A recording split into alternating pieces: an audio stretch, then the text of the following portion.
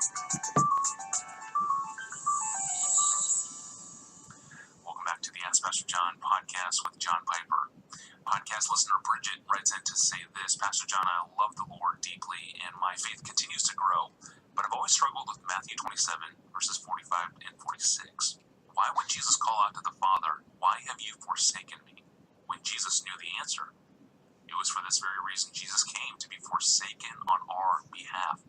Could you give some insight into why Jesus asks this question so that this hurdle in my faith can be removed? My God, why have you forsaken me?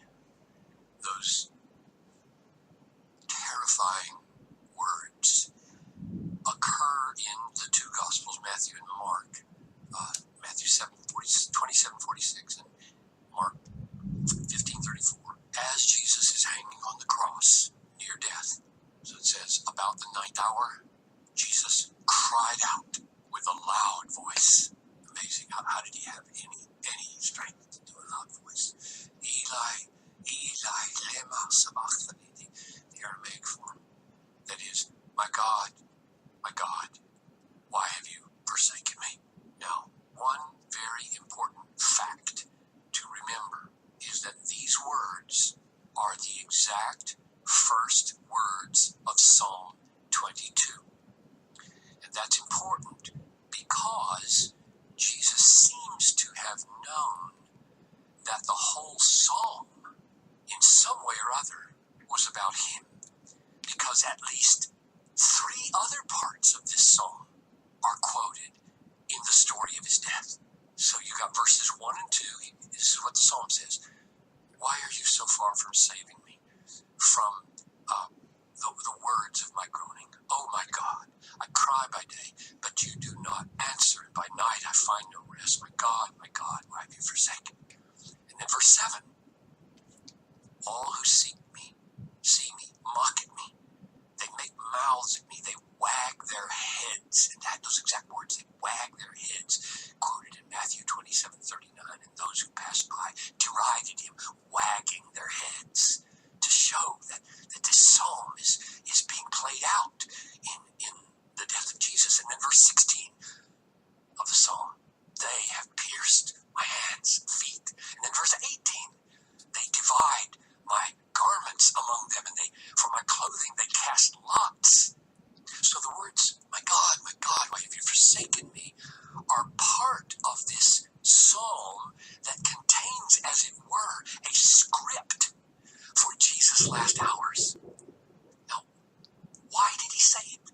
She wants to know why the why. Why did he say it?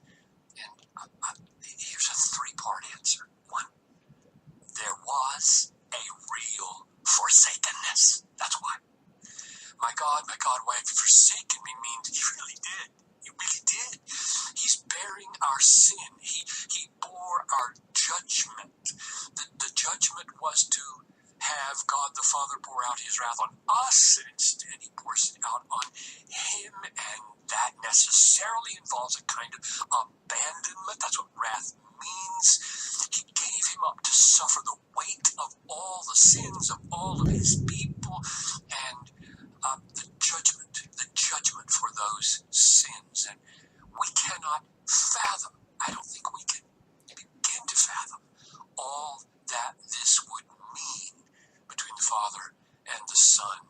To be forsaken by God is the cry of the damned, and he was damned for us. So he used these words because there was a real forsakenness. That's the first reason. Second, the why, it seems to me, is not a question looking for an answer, but a way of expressing the horrors of abandonment. A couple of reasons for thinking this. Jesus knew ahead of time what he was doing and what would happen to him and why he was doing it.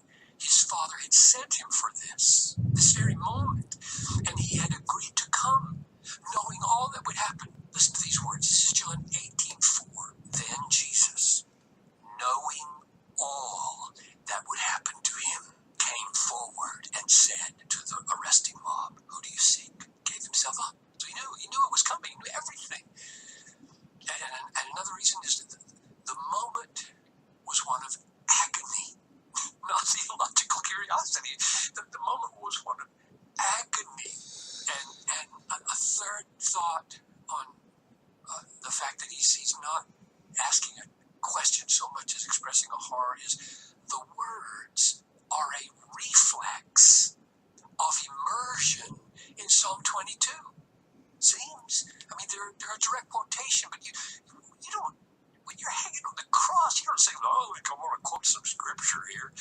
It either is in you as the very essence of your messianic calling, or it's not. And if it's in you, then you give vent at the worst moment of your life with the appointment of your Father scripted in Psalm 22.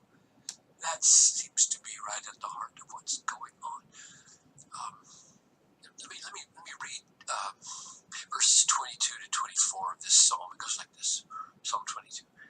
I will tell of your name to my brothers. In the midst of the congregation, I will praise you. You who fear the Lord, praise him.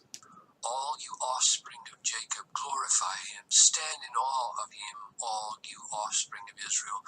For he has not despised or abhorred the affliction of the afflicted, and he has not hidden his face from him, but has heard when he cried.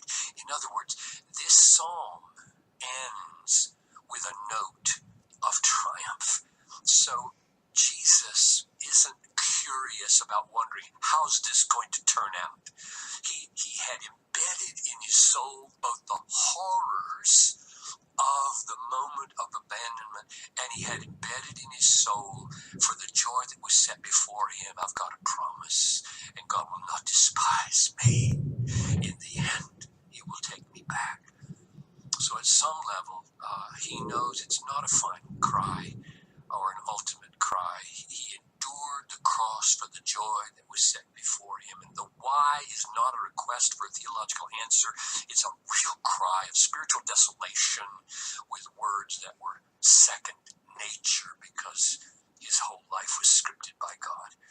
And I think the last reason we should say for this, therefore, is that this psalm was his life, crying out reflexively in agony with these words of this psalm show that as horrible as it is, it was all going according to plan. All of it was the fulfillment of Scripture. Even the worst of it was the fulfillment of Scripture. And that moment was probably the worst moment in the history of the world. And it was Scripture fulfilled. So he said these words, one, because there was a real forsakenness